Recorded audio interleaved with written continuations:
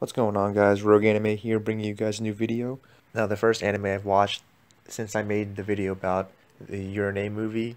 So the first anime I watched since then is ReZero. Now, this is this anime is only a sub, so there's no dub release yet. But I've been putting this anime out for a while now. It's been one of the best anime released in summer 2016, and since then, I don't think there's even been an anime better than this one.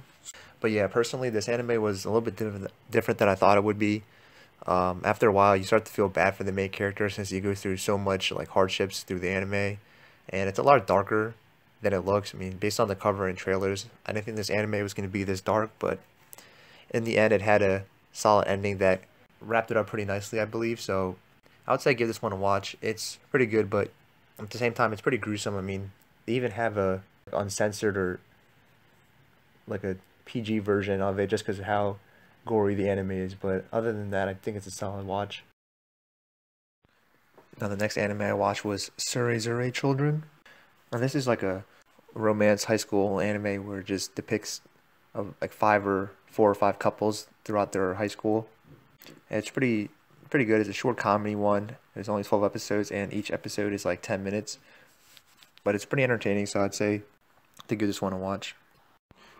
Next, I also watched the Sword Art Online Ordinal Scale movie. Now, this movie was dubbed like a couple weeks ago, but yeah, I've been a fan of Sword Art Online since I watched the first one, but none of the Sword Art Onlines have been that good since the first one. I mean, the first one was good. The first 12 episodes were good of the first Sword Art Online.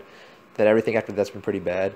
But the movie was okay. It wasn't too great, but the plot of this movie is pretty much like all the other movies. But so a guy designs a game, a virtual reality game, and everyone that dies in the virtual reality game loses their memories of what happens in Sword Art Online. But yeah, I think this problem with the series is it gets too repetitive now, where new people just keep making new games that cause problems, and then Kirito has to go in and solve it.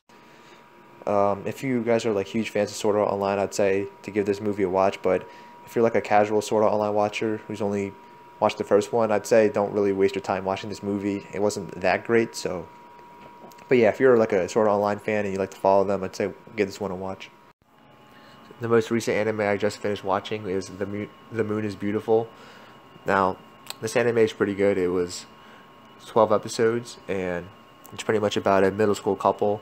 It starts off really slow at first. I mean, he doesn't talk that much, and the girl doesn't talk very much, but it slowly picks up pace after episode 3 or 4.